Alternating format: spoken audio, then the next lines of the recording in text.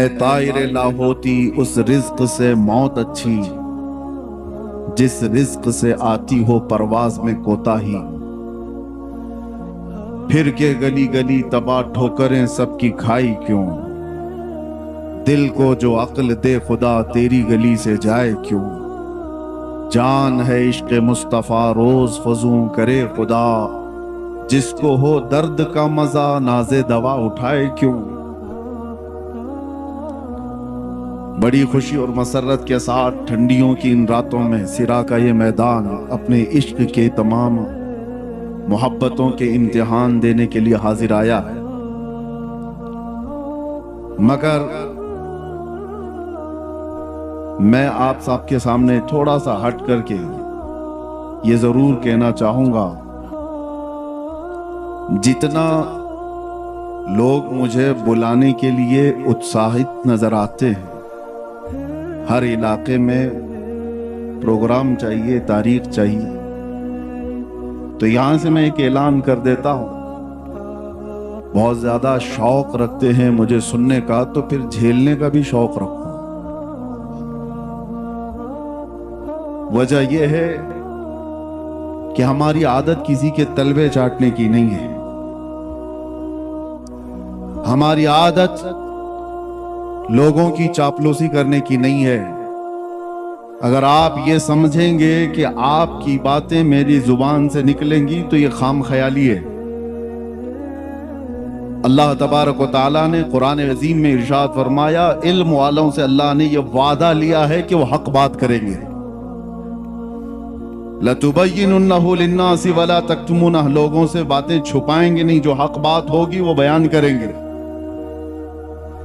آپ کے علاقے میں یا کسی بھی جگہ پر، مجھے یاد ہے آج سے تقریباً 10 سال پہلے ہوں گے، جب ہمارے حالات اتنے زیادہ پاپولر بھی نہیں تھے، اکثر جگہ کے کچھ ٹرسٹی حضرات، کمیٹیوں والے، جو علماء کو بیلوں کی طرح ہانکنا چاہتے ہیں، جو سارا رسی والا زمام حکومت والا مسئلہ سب اپنے پاس رکھنا چاہتے ہیں، ہم سے بھی آ کر کے کچھ لوگوں نے کہا تھا، حضرت آپ آئے ہیں ہمارے محلے میں، سود پر آپ کچھ نہ کہیں، یہاں پر بہت سارے لوگ فائنانس کا کام کرتے ہیں۔ میں نے 1.5 گھنٹہ سود پر ہی بیان کیا تھا۔ بلانا ہے بلاؤ، اس کے بعد نہ بلاؤ، بات میرے مصطفیٰ کی ہوگی۔ نبی کریم صلی اللہ تعالیٰ علیہ وسلم نے جو بیان فرمایا ہے وہ ہم بول کر کے رہیں گے۔ ابھی میرے آنے سے پہلے آپ کے ذمہ دار حضرات بھی ڈرے سہمے ہوئے تھے، اور یہ لوگ بھی یہ کہہ رہے تھے کہ کچھ دستخط کر دیجئے، وہ نہیں بولیں گے، یہ نہیں بولیں گے۔ ہاں اتنا کہوں گا، میں کتا کسی کو نہیں بولوں گا، ہاں کتے کو ہی کتا بولوں گا۔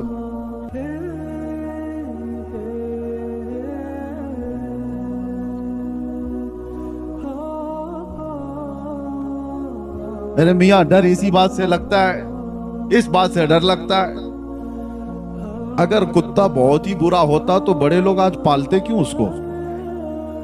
مرسیڈیز میں بیٹھ کے جاتا ہے، آڈی میں بیٹھ کے گھومتا ہے، اتنا ہی برا ہے تو وہ ٹامی کیوں بنا ہوا ہے؟ ہاں پھر بھی میں سرا والوں سے کہتا ہوں، آپ کے یہاں سے میں کتا کسی کو نہیں کہوں گا، لیکن جو کتا ہوگا اس کو کتا کہوں گا۔ اتنا کہنے کی تو اجازت ہے، حکومت سے بھی ہے، قانون سے بھی ہے، اور آپ کے کمیٹی والوں کی اجازت کی ضرورت بھی نہیں ہے۔ یہ بات میں اسی لیے کہہ رہا ہوں میرے عزیزوں، یہ لطیفہ نہیں ہے اور مذاق نہیں ہے۔ میں نے جو گفتگو شروع کیا، حالات ایسے آ گئے کہ سب سے زیادہ میں نے آج دیکھا ہے بزدل لوگ وہ لوگ ہیں جو مسلم نیتا بنے ہوئے ہیں، لیڈر بنے ہوئے۔ میری بات کڑوی لگے گی، لیکن ایک بات یاد رکھنا، بخار کی دوا کڑوی ہوتی ہے، نگل لو تو فائدہ ہے،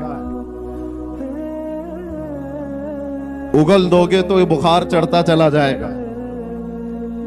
جتنا تمہارے اندر چاپلوسی اور دوسروں کی رضا حاصل کرنے کی چاہت آئی ہے، یہ قوم کو لے ڈوبتی ہے، قوم کو لے ڈوبتی ہے۔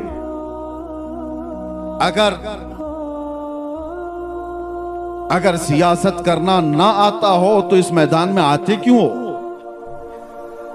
اس میدان میں کیوں آتے ہو؟ قوم کی دلالی کرنے کے لیے؟ عزت نفس بیچ کر کے اسلام اور مذہب اسلام کا سودا کرنے کے لیے؟ مجھے تکلیف انہی لوگوں سے ہے، اسی لیے کہا گیا ہے، مجھے بہت ذمہ دار لوگوں نے کہا تھا کہ آپ کی اس قوم کو کوئی دوسرا برباد نہیں کر سکتا جب تک کہ آپ کا ہی آدمی برباد نہ کرے۔ آپ کا آدمی جب تک نہ توڑے کوئی دوسری قوم آپ کو نہیں توڑ سکتی۔ ایک بہت بڑے آفیسر کی بات میں آپ کے سامنے عرض کر رہا ہوں، اور قرآن میں بھی رب تعالیٰ فرماتا ہے وَلَن يَجْعَلَ اللَّهُ لِلْكَافِرِينَ عَلَى الْمُؤْمِنِينَ سَبِيلًا، اللہ تبارک و تعالیٰ ہرگز ایمان والوں پر کافروں کو غلبہ نہیں دے گا، الا یہ کہ مگر یہ کہ مسلمان ہی غدار ہوگا، جماعت کی دلالی کر رہا ہوگا، بزدلی اس کے اندر آئی ہوگی، وہ قوم کو بیچنے کی باتیں کر رہا ہوگا، مخبری کر رہا ہوگا۔ آج تو کتنے لوگ اسی پر اپنا گزر بسر کر رہے ہیں، وہ ٹپر بنے ہوئے ہیں، مخبر بنے ہوئے ہیں، کتنوں کے گھر اس پر چل رہے ہیں۔ باز آ جاؤ میرے عزیزو، خیر امت ہو آؤ۔ قرآن نے کہا ہے کنتم خیر امت اخرجت للناس، تمام انسانوں میں اللہ نے تمہیں خیر امت بنایا ہے۔ تأمرون بالمعروف وتنہون عن المنکر، تم اچھائیوں کا حکم دینے والے ہو، برائیوں سے روکنے والے ہو۔ تم نے اگر یہ ذمہ داری چھوڑ دی تو ایک بات یاد رکھنا، ہوتا کیا ہے معلوم ہے؟ ایک مشہور شعر ہے، دیوار کیا گری میرے خستہ مکان کی، دیوار کیا گری میرے خستہ مکان کی، لوگوں نے آنے جانے کا رستہ بنا لیا۔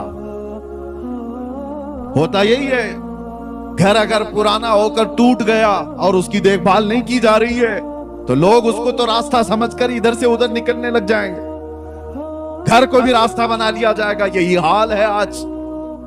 ہم نے مصطفیٰ کریم صلی اللہ تعالی علیہ وسلم کی غلامی سے جو روگردانی کر لیا، حق بیان کرنا علماء نے چھوڑ دیا ہے، تو ہر قوم نے تم کو اپنے نشانے پر اٹھا رکھا ہے۔ وجہ یہی ہے کہ آج ہم ہر ایک کے راستے پر کیوں آئے ہوئے؟ کیوں فٹ بال کی طرح سے اچھالا جاتا ہے، کھیلا جاتا ہے؟ وجہ یہ ہے کہ تم نے اپنی اصلیت کو بھولا دیا ہے۔ قرآن تمہاری اصلیت کیا بتا رہا ہے؟ تأمرون بالمعروف وتنہون عن المنکر، تم اچھائیوں کا حکم دینے والے ہو، برائیوں سے روکنے والے ہو۔ کتنے بچے ایسے ہیں اس میں جو اچھائیوں کا حکم دینے کا کام کر رہے ہیں، برائیوں سے روکنے والا کام کر رہے ہیں۔ کسی کو کسی کی آج نہیں پڑی، 24 گھنٹے بچہ نشے میں گھوم رہا ہو، پڑوس میں دیکھنے والے بھی دیکھ کر اس کو ہنس کر کے چلے جاتے ہیں۔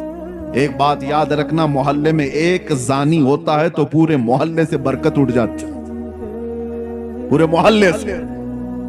دوسرے عبادت گزار بھی ہوتے ہوں گے۔ ایک بات ایک حدیث میں ہے، جبرائیل امین علیہ السلام کو حکم ہوا تھا کہ ایک بستی کو تباہ کر دو، یہ بہت نافرمان ہے۔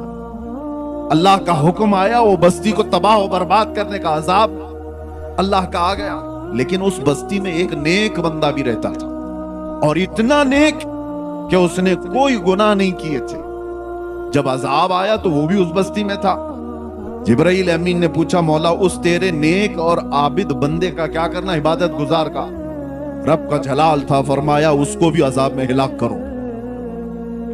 پوچھنے کی ہمت نہیں ہوئی فرشتے کی کہ اللہ اس کا کیا قصور ہے۔ زمانے کے بعد وہ بستی تباہ و برباد ہو گئی، عذاب کا شکار ہو گئی۔ رب تعالیٰ کی بارگاہ میں اس فرشتے نے پوچھا مولا اس کا کیا قصور؟ رب تعالیٰ نے فرمایا وہ برائیاں اپنی آنکھوں سے دیکھتا تھا اور کسی کو کچھ کہتا نہیں تھا، دیکھ کر خاموش رہتا تھا۔ تو برائیاں دیکھ کر خاموش رہنے والے کا بھی وہی انجام ہے جو برائی کرنے والے کا ہے، وہ سپورٹر ہے، وہ خاموش تعاون کر رہا ہے۔ آج یہ حالات نے ہمیں دیمک کی طرح سے گلا رکھا ہے میرے عزیزوں۔ سب سے پہلے میں ان لوگوں کی خبر لینا چاہتا ہوں جو علماء کو چلانا چاہتے ہیں، جو بڑے بڑے نیتا ہوں کہ پیسے والے ہوں، جو کچھ بھی ہو آپ، تمہارا مال تمہیں مبارک، رضینا قسمت الجبار فینا لنا علم وللجہال مال۔ مولا علی کرم اللہ وجہہ الکریم نے فرمایا تھا اللہ تبارک و تعالیٰ کی اس تقسیم پر ہم راضی ہیں کہ اللہ نے ہمیں علم دیا ہے، جاہلوں کو مال دیا. ہم اس تقسیم پر راضی ہیں. اللہ تبارک و تعالیٰ کا فضل و کرم و احسان عظیم ہے. لیکن مالداروں سے، کمیٹی والوں سے، ذمہ داروں سے، میں ہر جگہ کے علاقے والوں سے، ظاہر سی بات ہے ہماری بات پھیلتی ہے، سب سے کہتا ہوں ہوش کے ناخن لو. آپ کو ذمہ دار علماء کی گردن پر بیٹھنے کے لیے نہیں بنایا گیا. علماء کی گردن پر بیٹھ کر ان کی زبانوں پر اپنے الفاظ ڈالنے کے لیے نہیں بنایا گیا ہے کہ مولانا ایسا بولو، مولانا ویسا بولو، مولانا ایسا بولو، مولانا ویسا بولو، اور ان کے بارے میں کچھ نہ بولو. اور جو مولانا ایسا کرتا ہے، امام غزالی فرماتے ہیں وہ اس مکھی سے زیادہ غلیظ ہے جو پخانے پہ بیٹھتی ہے. وجہ یہ ہے کہ یہ علم بیچ رہا ہے اور اپنا دین بیچ رہا ہے مال کی وجہ سے، مالداروں کے رعب سے. دونوں عذاب میں گرفتار ہوں گے. مال والے جتنے بھی منصب والے ہیں، آپ خلیفہ ہارون رشید سے زیادہ بڑھ کر کے تو نہیں ہوں گے. ہارون رشید اس خلیفہ کا نام ہے جس نے ایک زمانہ ایسی خلافت کی ہے کہ بڑی بڑی حکومتیں اس سے تھر تھراتی تھیں. مال دولت کے خزانے پہ حساب تھا. اپنے بیٹوں کو، امین اور مامون دو بیٹے تھے، جس استاد کے پاس پڑھنے کے لیے رکھا تھا وقت کا بادشاہ امام خلیل کوفی، وہ پڑھاتے تھے بچوں کو، بادشاہ کے بیٹے کو پڑھا کر چلے جاتے تھے. ایک دن بادشاہ نے دیکھا دور سے وہ وضو کر رہے تھے اور بادشاہ کا بیٹا پانی لے کر کے استاد کو وضو کے لیے مدد کر رہا تھا. ظاہر سے بات ہے ایک بادشاہ کا بیٹا ایک مولوی کو وضو کرا رہا ہے، بہت بڑے بادشاہ کا بیٹا. تھوڑی دیر کے بعد اپنے بیٹے کو بلایا. جب استاد چلے گئے ایک تھپڑ مارا اپنے بیٹے پہ. کہا کیا کر رہا تھا؟ ہو سکتا ہے آج کے مالدار لوگ اس لیے تھپڑ مارے کہ وہ مولوی ہمارے اوقات کے برابر نہیں ہے، تو اس کی کیا خدمت کر رہا ہے. لیکن بادشاہ نے تھپڑ کیوں مارا تھا؟ بیٹے سے پوچھا کیا کر رہا تھا؟ کہا استاد کی خدمت کر رہا تھا، وضو کا پانی دے رہا تھا. اور تھپڑ لگایا اور کہا خدمت کا یہ طریقہ نہیں ہوتا. ایک بھائی پانی ڈال رہا ہوتا اور دوسرا بھائی پاؤں دھو رہا ہوتا. یہ خدمت کا طریقہ ہوتا. تم دور سے پانی کیسے دے رہے؟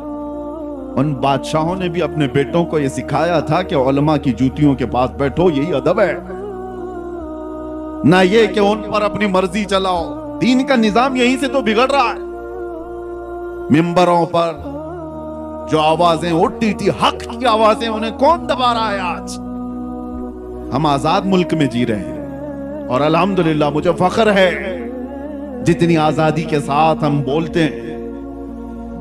حق بات کا اعلان کرنے میں جب کوئی پابندی نہیں ہے تو یہ کون لوگ ہیں جو مال والے، پیسے والے، جو علماء کو اپنی مرضی کے مطابق بلوانا چاہتے ہیں؟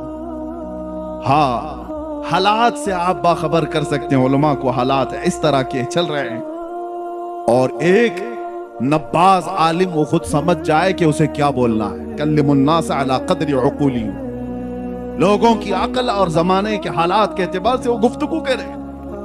لیکن یہاں حالات بہت الگ چلے ہیں. یہ جو قوم رات بھر جلسے کرتی ہے، یہاں کے تو چلے ہم ساؤتھ میں ہیں، ابھی اچھے خاصے جلسے ہو کر کے چلے جاتے ہیں.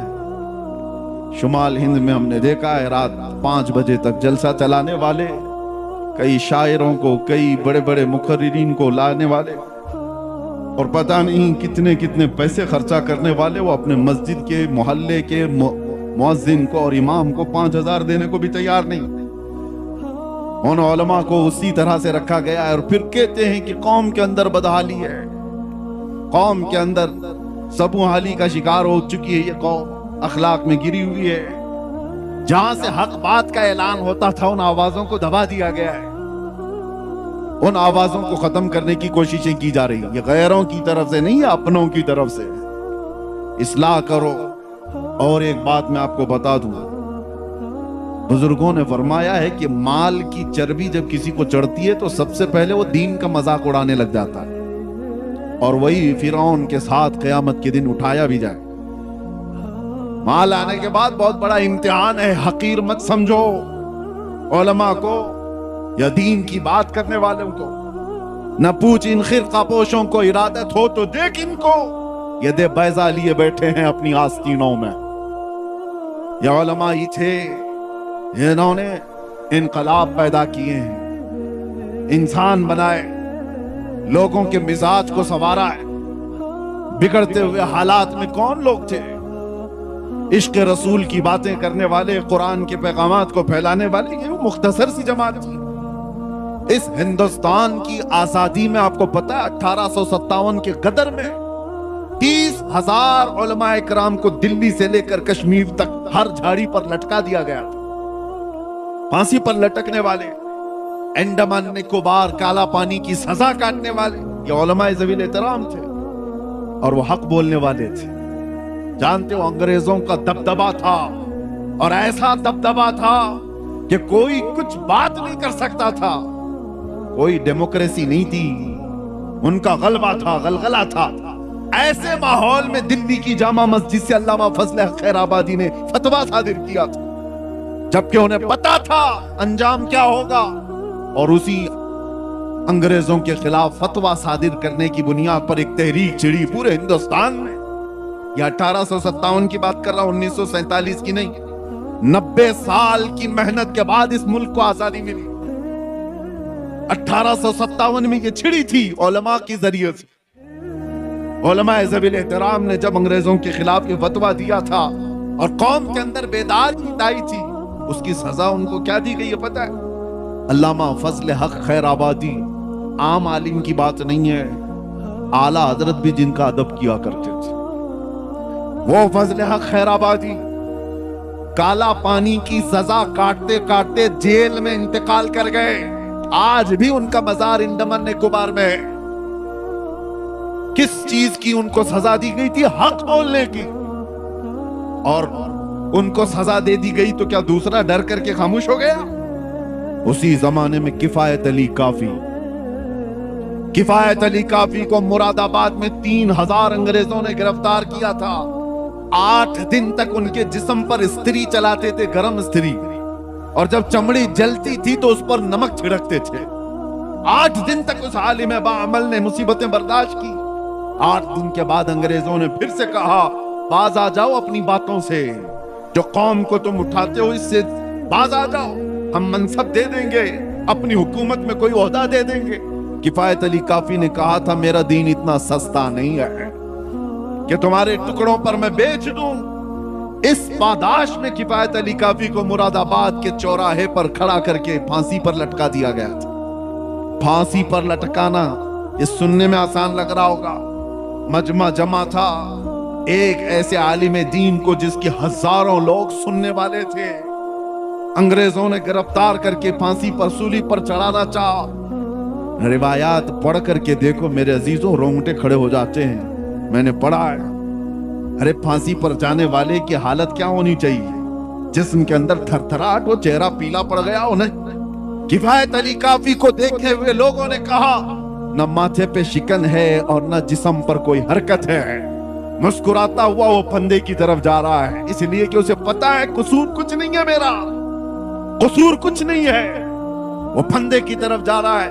پھانسی تو بہت سارے لوگوں کو دی جاتی ہے، آج بھی دی جاتی ہے دنیا میں، ان سے بھی آخری خواہشیں پوچھی جاتی ہیں، اور پھانسی پر چڑھنے والا آخری خواہش کچھ بھی بتاتا ہے کہ مجھے کچھ بریانی کھانا ہے، چائے پینا ہے، بیوی بچوں سے ملنا ہے، آخری بار ماں کو دیکھنا ہے، اولاد کو نصیحت کرنا ہے، آخری خواہشیں ہوتی ہیں۔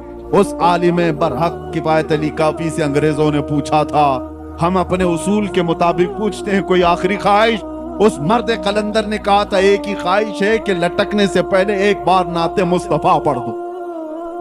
پھر کہا تھا، کوئی گل باقی رہے گا نہ چمن رہ جائے گا، پر رسول اللہ کا دین حسن رہ جائے گا۔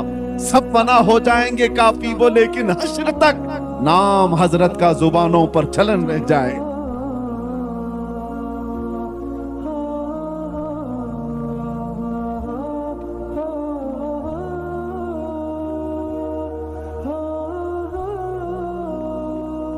دو چار مثالیں میں اور آپ کے سامنے رکھتا ہوں علماء اکرام کے لیے، خاص طور پر آج ہمیں جس طرح سے دبانے کی کوشش کرو گے، اس کا انجام کیا ہوگا پتا ہے؟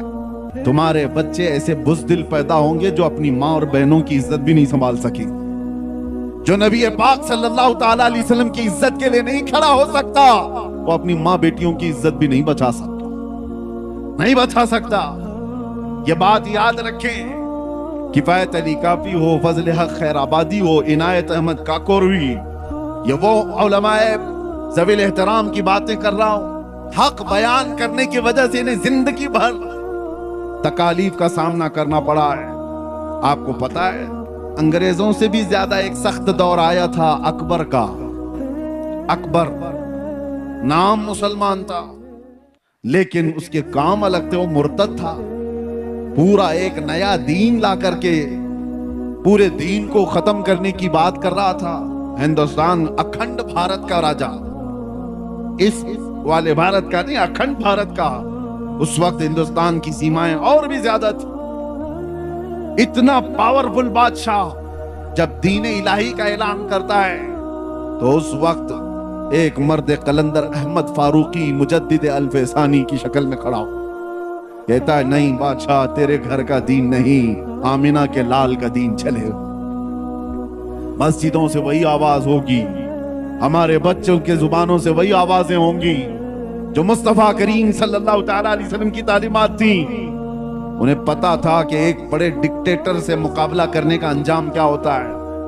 بڑے ڈکٹیٹر کے سامنے جب بھی کوئی کھڑا ہوتا ہے تو اسے جیل دیکھنا پڑتا ہے۔ جیل میں ڈال دیا گیا، گوالیار کی جیل میں 8 سال تک ایسے قید میں رکھا گیا تھا کہ کوئی مڑ کے بھی نہیں دیکھتا تھا۔ اکبر تو مر گیا، اس کا بیٹا تخت پر آیا۔ جیل کا ایک قاصد آ کر کے کہتا ہے بادشاہ سلامت، جیل کا حال کچھ اور ہی ہو گیا ہے۔ اس نے پوچھا ہوا کیا ہے؟ 8 سال پہلے آپ کے باپ نے ایک مولانا کو قید کر دیا تھا، اس نے 700 قیدیوں کو عالم بنا دیا ہے۔ چور اچکے ڈکیت سب تھے وہاں پر، لیکن اس نے تو ماحول ایسا بنا دیا ہے، صبح درس قرآن ہے، دوپہر میں درس حدیث ہے، شام کو جماعت کی نمازیں ہیں، ماحول تو ایسا لگتا ہے جیسے گنبد خضرا کی چھاؤں میں بیٹھے ہو۔ حق بولنے والوں کے لیے نہ کوئی میدان ہوتا ہے میرے عزیزو، نہ کوئی جگہ انہیں روک پاتی ہے۔ یہ مثالیں اس لیے عرض کر رہا ہوں تاکہ آپ ان کو پڑھو اور اپنی زبان کو سنبھال کر رکھو۔ اللہ نے تم سے وعدہ لیا ہے کہ حق بیان کرو گے، حق بیان کرو گے، کوئی چیز چھپاؤ گے نہیں۔ اور کوئی روٹتا ہے تو روٹے، ایسے روٹنے سے ہمارا کچھ بگڑتا بھی نہیں۔ یہ دنیا نہ تمہیں سزا دینے والی ہے نہ جزا دینے والی ہے، موت کے بعد صرف اور صرف سزا اور جزا کا مالک رب العالمین ہے۔ زیادہ سے زیادہ دنیا ہی میں پریشان ہو کر سکتا ہے کوئی بھی، اس کے بعد کسی کی کچھ نہیں چلتی، کچھ نہیں۔ روح نکلنے کے بعد بڑے بڑے سورما، بڑے بڑے طاقتور اپنے ہاتھ سے اپنا ریٹ بھی صاف نہیں کر پاتے۔ ان کے جسموں سے روح نکلنے کے بعد غلاظتیں نکل رہی ہوتی ہیں، منہ سے، ناک سے، کان سے۔ ارے وہ مردہ اپنا ہاتھ اٹھا کر کے اپنی غلاظت نہیں صاف کر سکتا، وہ کسی اور کو سزا اور جزا کیا دے سکتا؟ یاد رکھو جو کچھ بھی ہوگا یہ چھوٹی سی دنیا میں، جس کو چھوڑ کر سب کو جانا ہے، سب یہاں سے جانے والے ہیں۔ تو پھر ایک بات یاد رکھو، میں آخر میں کہوں گا یہ علماء کی مثال دے کر کے یہی ایک اور نام آپ کے سامنے پیش کرتا ہوں۔ علامہ فضل حق خیر آبادی کو سنا، کفایت علی کافی کو سنا، مجدد الف ثانی احمد فاروقی سرہندی کو سنا۔ ایک نام آتا ایسے ہی مرد حق کی آواز بلند کرنے والے امام احمد بن حنبل کا، جنہیں 5 لاکھ حدیثیں یاد تھی، رسول اللہ صلی اللہ علیہ وسلم کی 5 لاکھ حدیثیں یاد تھی۔ لیکن جانتے ہو مسئلہ آ گیا تھا ایک بادشاہ وقت کا، اس نے غلط ایک فرقے کو پروموٹ کرنے کے لیے غلط مسئلے کا پرچار شروع کیا تھا۔ اس عالم برحق نے اس کے خلاف فتویٰ دیا، کہا نہیں شریعت وہ نہیں ہے، شریعت وہ نہیں ہے، خلق قرآن کا مسئلہ تھا۔ تو امام احمد بن حنبل نے کہا مسئلہ بادشاہ کا نہیں چلے گا، تاجدار مدینہ کا ہو۔ اس پاداش میں جانتے ہو امام احمد بن حنبل کا علم نہیں دیکھا گیا، ان کا تقوی نہیں دیکھا گیا، ان کو حدیثیں کتنی یادیں یہ نہیں دیکھا گیا، بغداد کے بازار میں لا کر ان کو ننگی پیٹھ پر کوڑے مارے گئے تھے، ایک بار نہیں، دو بار نہیں، 3 بار پیٹھ کی ہڈی ان کی دکھنے لگ گئی، کوڑے اس طرح سے پڑتے تھے۔ لیکن ایک جلاد اس کے پاس وقت کے خلیفہ کا وزیر آ کر کے کہنے لگا کہ احمد بن حنبل، میں جانتا ہوں آپ 10 سے مس نہیں ہوگے، ایک بار آپ کمپرومائز کر لو، اپنی اس بات سے کان میں تو بول دو، میں بادشاہ کو منا لوں گا۔ امام احمد بن حنبل نے کہا، ہم جو بات کرتے ہیں وہ کانوں میں نہیں میدانوں میں کرتے ہیں۔ یہی بات ہے، میں بھی آپ سے یہ اعلان کرتا ہوں، اور سارے لوگ پریشان رہتے ہیں۔ جب میں گرفتار بھی تھا تو بہت انویسٹیگیٹ کرتے ہوئے ہمارے ملک کے ہمارے بہت سارے لوگوں کو یہ شک تھا ڈپارٹمنٹ کو کہ مولانا پتہ نہیں چھپ کے کیا کرتا ہے۔ چھپ کے کچھ نہیں کرتا، جو کرتا ہے کھل کے کرتا۔ ہماری کوئی سیکریٹ تنظیم نہیں ہے، کوئی خفیہ جماعت نہیں ہے، انڈر گراؤنڈ میٹنگیں کرنے کا ہمارا قانون نہیں ہے۔ جب ہمیں پتہ ہے نبی آخر الزمان صلی اللہ تعالیٰ علیہ وسلم کی شریعت سچی ہے، دین اسلام سچا ہے، قرآن سچا ہے، میرا خدا سچا ہے، میرا نبی سچا ہے، تو پھر سر جھکا کر اور سر چھپا کر کے نہیں، سر اٹھا کر ہی بیان کریں۔ ہمیں جب یقین ہے کہ غلط نہیں ہے تو پھر چھپ کر کے کرنے کی کوئی ضرورت ہی نہیں۔ میرے عزیزو، میں ان لوگوں کی خام خیالی کو یا بدگمانی کو دور کرنے کے لیے بات کہہ رہا ہوں جو یہ سمجھتے ہوں گے ہم جو بھی بات کر رہے ہیں نوجوانوں کے سامنے، ان کو برے اخلاق سے واپس لانے کے لیے ہم ظاہر سے بات ہے میدانوں میں ہی کریں۔ اب جو بات میں کہنے جا رہا ہوں توجہ سے، سرا کی تاریخ سے بھی اس کا تعلق ہے، آپ کے میدان سے بھی تعلق ہے۔ سرا میں رہنے والے بزدل ہوں، یہ مجھے ہضم بھی نہیں ہوتا، ہضم بھی نہیں ہوتا۔ وجہ یہ ہے کہ تاریخ بتاتی ہے کہ اس زمین سے کبھی ٹیپو سلطان کا تعلق رہا ہے۔ اگر اس سلطان کا تعلق رہا ہے تو بزدلی آئی کہاں سے؟ یاد کرو اس مرد قلندر کی بات کو، گیدڑ کی 100 سالہ زندگی سے شیر کی ایک دن کی زندگی بہتر ہے۔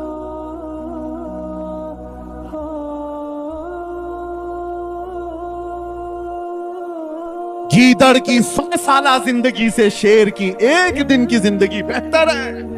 جینا ہے تو حق بات کر کے جیو، جب مر کر دنیا سے جانا یہ ہے تو چاپلوسی کر کے مت جیو۔ یاد رکھنا، تلوے چاٹنے والوں کی تاریخ نہیں لکھی جاتی، باطل سے ٹکرانے والوں کی تاریخ لکھی جاتی۔ آپ اللہ تبارک و تعالیٰ نے خیر امت بنایا ہے تو علماء کے لیے میں نے یہ بات کہی، کسی کے دباؤ میں آ کر کے اپنے دین کو دبانے کی ضرورت نہیں۔ جو حق بات ہے وہ حق بات کا اعلان کرو۔ اگر کوئی جواری ہے تو اس کو نصیحت کرو، کوئی شرابی ہے تو اس کو نصیحت کرو۔ یہ مت دیکھو کہ وہ کتنا پاورفل ہے، کتنا بڑا سردار ہے، کتنے پیسے والا ہے۔ یہ مت دیکھو مسجد کا صدر بڈی کا دھندا کرتا ہے، اس لیے جمعہ میں کبھی میں بڈی پہ بیان نہیں کروں گا، سود پہ بیان نہیں کروں گا۔ ارے ٹھوکر مارو، زیادہ سے زیادہ صدر کیا کرے گا؟ نوکری سے نکالے گا۔ امام صاحب جاؤ، امام صاحب سے میں کہتا ہوں یہ ایک دروازہ بند کر سکتا ہے، میرا رحمان 70 دروازے اور کھولے گا۔ حق بات کے لیے، اپنی روزی اور اپنی روٹی کے لیے کسی کے تلوے چھاٹنے کی ضرورت نہیں۔ اللہ رزاق حقیقی ہے۔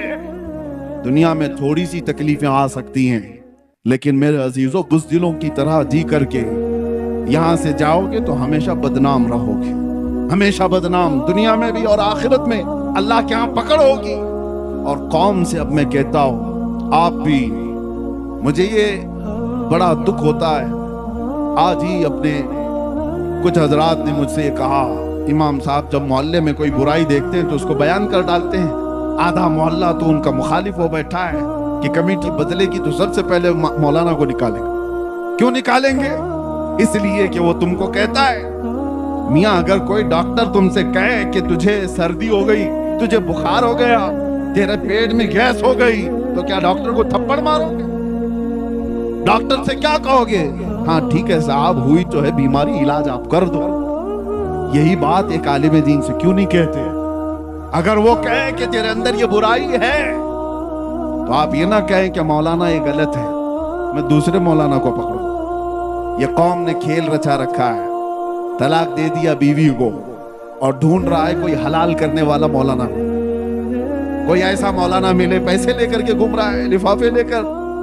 مفتی صاحب نے کہہ دیا نہیں طلاق ہو ہی گئی ہے، تو کہا یہ پورے مفتی نہیں، دوسرے کو ڈھونڈتا ہوں، دوسری جماعت کے بھی ایسے کچھ موجود ہوں گے۔ اب تو کتا کہہ سکتا ہوں، ہڈیوں پر پلنے والا جو کسی کے مال پر اپنا مسئلہ بدلتا ہو۔ میرے عزیزو، قوم ایسوں کو ڈھونڈ رہی ہوتی کہ وہاں جائیں تو ہمارا مسئلہ حل ہو جائے، ہمیں حلال کر کے دے دیں گے۔ تم پوری شریعت کو اپنے پیسوں سے خریدنے کی بات کر رہے ہو، میرے مصطفیٰ کی شریعت کو مال سے بدلنے کی بات کر رہے ہو۔ آگاہ ہو جاؤ میرے عزیزو، اللہ کا عذاب قریب ہے، اور موت کے بعد کیا حساب دو گے؟ اگر تمہارے پاس بات آ گئی کہ تم نے غلط کیا ہے، سر جھکا لو۔ آپ کو پتا ہے بارگاہ مصطفیٰ صلی اللہ تعالی علیہ وسلم میں ایک صحابی ایسے آئے، رو رہے تھے، پوچھا گیا تھا کیا ہوا ان کو؟ کہا انہوں نے کہ مجھ سے غلطی ہو گئی، گناہ ہو گیا، زنا ہو گیا۔ کون بیان کرے گا آج یہ چیز؟ حضور نے اپنا چہرہ پھیر لیا، کہا جاؤ جاؤ۔ وہ گر گئے، کہا اگر آپ نے پاک نہیں کیا تو پھر میں کس کے پاس جاؤں گا؟ یا رسول اللہ، تجھ سے جو منہ چھپاؤں تو کروں کس کے سامنے؟ میرے آقا نے کھڑا کر کے پوچھا ہوش میں بول رہے ہو؟ نشے میں تو نہیں، غصے میں یا مدہوشی میں تو نہیں؟ انہوں نے 3 بار اقرار کیا۔ حضور نے پوچھا تمہیں پتا ہے اس کی سزا کیا ہے؟ پتھروں سے مار کر کی سزا، ہلاک کر دیا جائے گا، رجم، زنا پر اسلام میں بڑی سزا ہے۔ انہوں نے کہا ہاں مجھے پتا ہے، پھر بھی میں کہہ رہا ہوں۔ حضور نے حکم بھی دیا صحابہ کو لے جاؤ ان کو رجم کرو۔ اقرار جرم کیا ہے، صحابہ لے کر کے بھی گئے جبل انم پہاڑی کے پاس، اور ان کو پتھروں سے ہلاک بھی کر دیا گیا، وہ انتقال کر گئے۔ میرے عزیزو، یہ وہ لوگ تھے جو اپنی آخرت سے ڈرتے تھے، انہیں پتا تھا اسلام دنیا میں زیادہ سے زیادہ موت تک کی سزا ہو جائے گی، لیکن آخرت کی سزا کون برداشت کرے؟ وہاں تو موت ہے ہی نہیں، وہاں موت ہے ہی نہیں آخرت میں۔ جس کو سزا دی جائے گی وہ کنٹینیو ہو جائے گی، اسی لیے آخرت کی سزا سے ڈرتے تھے، اور جب کبھی ان کو کوئی ان کی کمی بتاتا تھا تو فوراً توبہ کر لیتے تھے۔ آج ہمیں بھی چاہیے میرے عزیز، قوم سے میں کہہ رہا ہوں، اگر علماء تمہاری کسی چیز کی طرف اشارہ کریں، خاص طور پر بڑی برائیوں میں مبتلا لوگ، تو ناک بھون سکڑنے کی ضرورت نہیں، سر جھکا لو۔ میرا دین یہی ہے جو تمہیں پاک و صاف کر کے اللہ کی بارگاہ میں لانا چاہتا۔ جتنے نوجوانوں کو ان کے برے کرتوت پر بیان کیا جاتا ہے تو وہ بپل جاتے۔ مولانا لوگوں کا دندہ ہی ہے، ان کا کام ہی ہے۔ انہوں نے کیا تمہارا جینا، تمہارا مرنا سب کچھ خرید رکھا ہے؟ کچھ نہیں ہے، بس امت مصطفیٰ ہونے کا ہمارا اور آپ کا ایک مشترکہ درد ہے۔ آج اسی درد کے ساتھ میں آتا ہوں بیان کرنے کے لیے کئی جگہوں پر۔ جس علاقے میں گیا لوگوں نے کہا مسلمانوں کے محلے میں نشہ بہت زیادہ ہو گیا ہے، بیچتے بھی یہی ہیں، کرتے بھی یہی ہیں، پیتے بھی یہی ہیں، پلاتے بھی یہی ہیں۔ ان ہاتھوں میں نشہ آ گیا جن ہاتھوں میں میرے مصطفیٰ نے قرآن پکڑایا تھا، ان ہاتھوں میں آج نشہ آیا ہے جن ہاتھوں نے قیصر و کسریٰ کو گھٹنے ٹیکنے پر مجبور کر دیا تھا۔ آج یہ قوم اس قدر تتر بتر کیسی ہو گئی؟ مجھے درد اس بات کا ہوتا ہے کہ نبی آخر الزمان صلی اللہ تعالی علیہ وسلم کا حال یہ تھا۔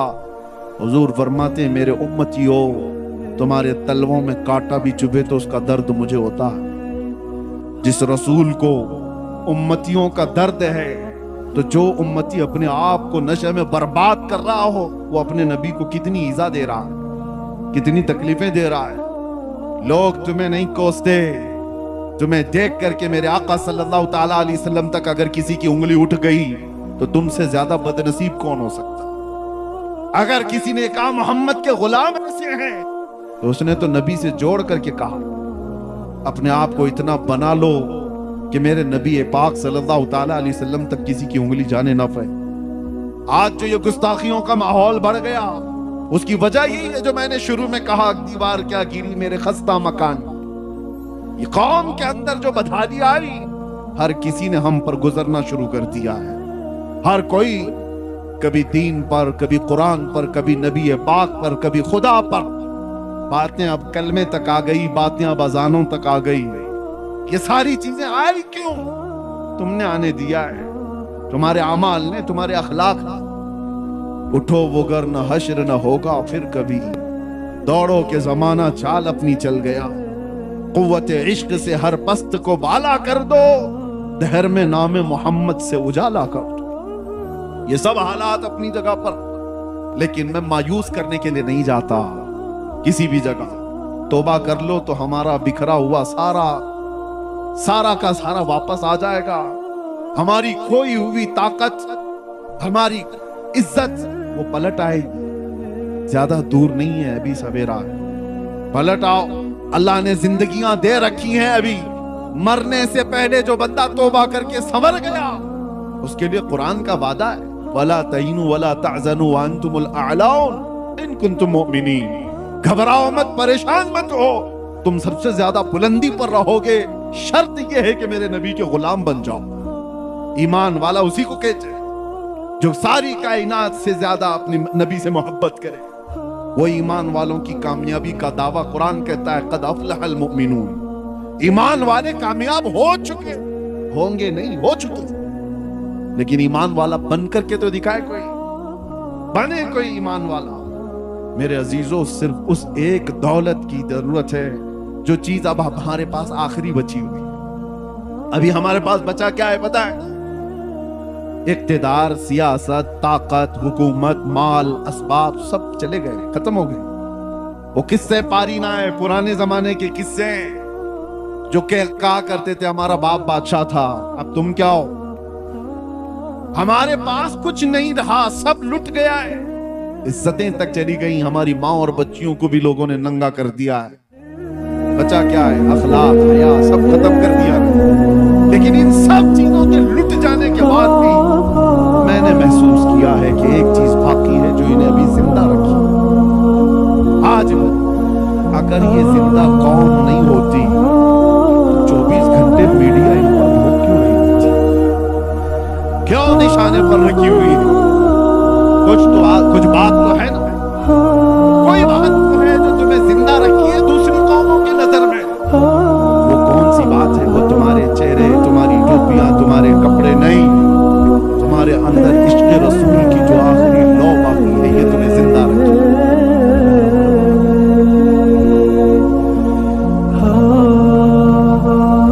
لبیک یا رسول اللہ. بس اس لو کو تھوڑا سا تیز ہونے کی ضرورت ہے. جب کوئی شمع تھوڑی سی بھی روشنی باقی رکھتی ہے تو اس سے بہت ساری امیدیں بھی بندھی رہتی. پوری بجھی نہیں ہے، بجھی ہوتی تو یہ کرنٹ تھوڑی نہ لگتا. ہاں، ابھی کسی نے تار چھیڑا تھا آئے لب محمد پر، پوری قوم گرم ہو گئی. کیوں؟ ہر بچہ اعلان کرنے لگ گیا تھا آئے لب سیدنا محمد. ارے میں نے تو افریقہ میں دیکھا، افریقہ میں جا کر یہاں چھیڑخانی ہو رہی ہے، آواز وہاں پر بھی اٹھ رہی ہے. یہ پوری دنیا میں تار جڑا ہوا ہے. ایک بات میں آپ کو بتا دوں، حضور پاک صلی اللہ تعالیٰ علیہ وسلم کے نام کو کوئی ٹچ کرتا ہے تو تمہارے اندر حرکت آتی کیوں ہے؟ یہ حرکت آتی ہے اس بات کی علامت ہے کہ کوئی چیز زندہ رکھی ہوئی ہے. ابھی بھی اخلاق بگڑے ہیں، اعمال برے ہیں. یہ گنہگار ہیں لیکن غدار نہیں ہے. یہ اس بات کی علامت ہے جو زندہ رکھی ہوئی ہے. وجہ یہی ہے، میں آپ کو بتاتا ہوں، زندہ آدمی اور مردہ آدمی میں فرق کیا ہے. زندہ آدمی کو 5 وولٹ کا ہی کرنٹ اگر تار لگا دو تو ہوگا کیا؟ تھوڑا سا اس کو شاک لگا دو، اچھل جائے، آگ لگے اچھل جائے. زندہ آدمی کو تھوڑا سا بھی کرنٹ لگاؤ اچھل جائے گا. مردہ آدمی کو 1000 وولٹ کا بھی لگاؤ تو کالا ہی پڑے گا، کچھ نہیں ہو سکتا اس کا. تو نام محمد میں وہ کرنٹ ہے کہ اس قوم کو تھوڑا سا بھی ٹچ کر دیا جائے تو سب کی حرکتیں بیدار ہو جاتی، سب کی حرکتیں بیدار ہوتی ہیں۔ یہی تو بات ہے کہ مؤذن مسجد سے اعلان کر رہا ہوتا ہے اشہد ان محمد رسول اللہ، ہمارے بچوں کو جوانوں کو کوئی کہہ نہیں رہا ہوتا لیکن انگوٹھے لبوں تک چلے جاتے اور آنکھوں سے لگا لیا جاتا۔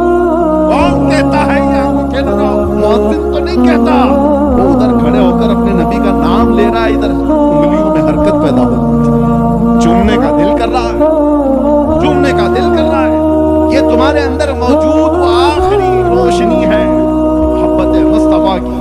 اور ایک وہ خبیث جس کے اندر سے حضور کی محبت چلی گئی، اس کے سامنے جتنا بھی ذکر کرو، ظاہر سی بات ہے مرے ہوئے آدمی کو 1000 وولٹ کا بھی لگاؤ وہ کالا ہی، مردے کو کچھ اثر نہیں ہوگا، کچھ نہیں ہوتا۔ ایسے مردے ہم نے اب بھی بہت دیکھے، ان کی ٹوپیوں پہ مت جانا، ان کے پائجاموں پہ بھی مت جانا، ان کے کپڑوں پہ بھی مت جانا، ان کی بڑی جماعتوں پہ بھی مت جانا۔ جب عشق مصطفیٰ نہیں ہے تو لوٹے لے کے گھومنے گھمانے سے کچھ نہیں ہوتا، اور عشق مصطفیٰ ہو تو ویل چیئر پر بھی بیٹھے دھرتی کو ہلا کر رکھتا ہے۔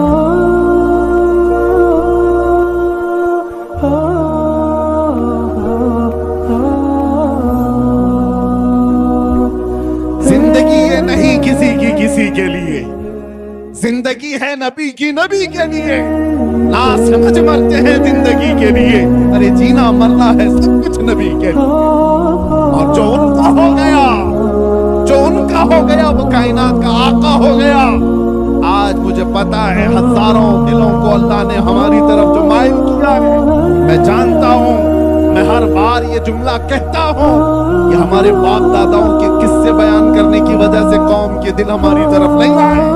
ایک ہی چیز ہے، ان کی بات کرو ہر دل پہ راج کرو، ان کی بات کرو ہر دل پہ راج کرو۔ حضور پاک صلی اللہ تعالیٰ علیہ وسلم کی محبت اگر نکل گئی ہے تو پھر وہ چلتا پھرتا مردہ ہے، چلتا پھرتا مردہ ہے۔ اب نام محمد سے، عشق مصطفیٰ سے، محبت مصطفیٰ کے بیان سے کچھ نہیں ہونے والا اس کا۔ اسی لیے ایمان کی اس آخری لو کی حفاظت کرو، اس آخری لو کی حفاظت کرو۔ اعلیٰ حضرت نے 100 سال پہلے ہمیں یہ نصیحت کر کے سنایا تھا، سونا جنگل رات اندھیری، چھائی بدلی کالی ہے، سونے والوں جاگتے رہیو، چوروں کی رکھوالی ہے، چوروں کی ہر جگہ چوروں کی رکھوالی ہے، چوروں کی رکھوالی ہے۔ اور اعلیٰ حضرت یہ فرماتے ہیں آنکھ سے کاجل صاف چرا، یا وہ چور بلا کے آنکھ سے کاجل چرانا سمجھتے ہو؟ آنکھ سے کاجل کیسے چرایا جا سکتا ہے؟ کبھی کسی چور کو دیکھا کہ کاجل چراتا ہے کوئی؟ لیکن یہ استعارہ ہے، آنکھ سے کاجل چرانے کا مطلب ہے ایک مومن کی آنکھ کا کاجل وہ ڈبی والا نہیں ہے، عشق مصطفیٰ ہوا کرتا ہے، محبت مصطفیٰ اس کی آنکھ کا کاجل ہے، اور یہ چرانے والے چور موجود ہیں۔ آنکھ سے کاجل صاف چرا لے، یا وہ چور بلا کے ہیں، ارے تیری گٹھری تاکی ہے اور تو نے نیند نکالی ہے، سارے لوگ تیری گٹھری دیکھ رہے ہیں۔ کبھی جانا سفر میں ٹرین میں بیٹھے ہو، 1000 لوگ سفر کر رہے ہوں گے، لیکن تمہارے پاس ڈائمنڈ ہے، سونا ہے، اور چور کو اگر پتا چل گیا تو 999 کو نہیں دیکھے گا، صرف تمہاری طرف دیکھ رہا ہوگا۔ یہ کب سوئے گا کہ گٹھری اٹھا لو، کب غافل ہوگا کہ اچھک لو؟ اس لیے کہ اس کو 999 سے مطلب نہیں، سے ایک سے مطلب ہے۔ ہم نے دیکھا ہے آج بھی ایک سے مطلب کس کو ہوتا ہے۔ آج بھی بڑے بڑے لوگ ہیں، گھوم رہے ہیں، پھر رہے ہیں، بول رہے ہیں، ان سے کسی کو مطلب نہیں۔ ایک ایسے سے مطلب ہے جس کے پاس گٹھری ہے، جس کے پاس عشق مصطفیٰ کی دولت ہے، دنیا اس کی طرف نظر جمائے بیٹھی ہے کہ ادھر غافل ہو تو اس کو توڑ دیں، اس کو مار دیں اور اس کا عشق چھین لیں۔ یہ ایک بات 100 سال پہلے انگریز کہہ کر کے گئے تھے اس زمین سے، یہ فاقہ کش موت سے ڈرتا نہیں ذرا، روح محمدی اس کے بدن سے نکال دو، یہ کہہ کر کے گئے تھے۔ یہ موت سے بھی ڈرتا نہیں، بھوکا پیاسا رہتا ہے، اس کے اندر جو زندگی باقی رکھی ہوئی چیز ہے وہ روح محمدی ہے، محمد عربی کے لیے مر جاتا ہے، لڑ جاتا ہے۔ اسی لیے ہم نے یہ کہا تھا یا رسول اللہ تیرے عشق کی بدولت مجھے زندگی ملی ہے، میری بات بن گئی ہے تیری بات کرتے کرتے، ہے جو زندگانی باقی ये इरादा कर लिया है, ये जो जिंदगानी बाकी ये इरादा कर लिया है, तेरे मुनकिरों से आका मैं मरूंगा लड़ते लड़ते। आप इस बात पर आ जाओ, अल्लाह जिंदगी अता करेगा, वो जिंदगी अता करेगा कि हजारों तुम्हारी तरफ देखने को फख्र महसूस करेंगे, तुम्हारा चलना फिरना भी नेमत बन जाए, तुम्हारा रहना भी बाई से बरकत बन जाए। वो जिंदगी न जियो जिसके मरने के बाद भी जाने वाले कहें धरती का बोझ चला गया, गुनाहों का अड्डा खत्म हो गया। ऐसी जिंदगी गुजार करके जाओ कि तुम्हारे यहाँ जाने के बाद दुनिया ये कहे कि वो चलता था तो मदीने की खुशबुएं फैलाता था, मेरे मुस्तफा की बातें करता था, इश्क में डूबा हुआ था, उसके चेहरे पर मुस्तफा की सुन्नतों के आसार थे। वरना जनाजे बहुत सारे उठ करके चले गए। उन जनाजों के जाने के बाद हमने देखा है कब्रिस्तानों में तख्तियां भी बुझ गई, लोग दफन होकर खत्म हो गए, तारीखें मिट गई।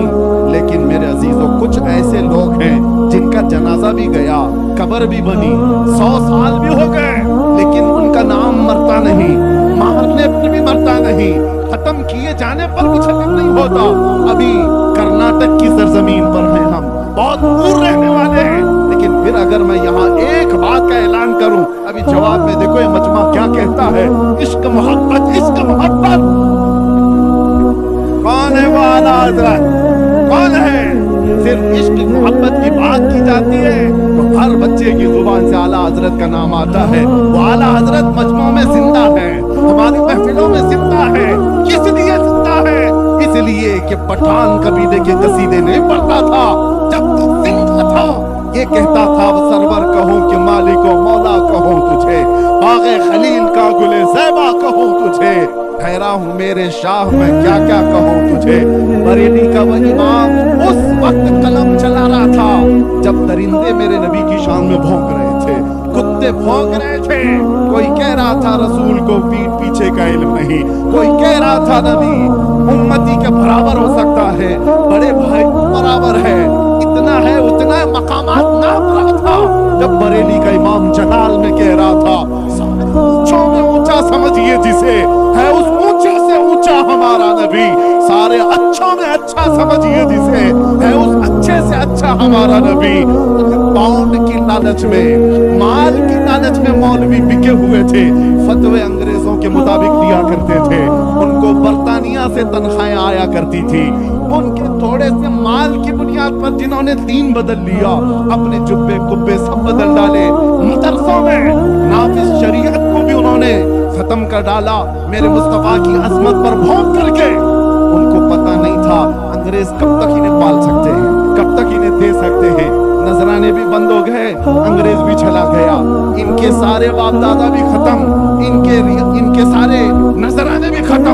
उस जमाने में बरेली का इमाम तन्हा था, लेकिन ये कहता था कौन देता है देने को मुंह चाहिए, अरे कौन देता है देने को मुंह चाहिए, अरे देने वाला है सच्चा हमारा नबी।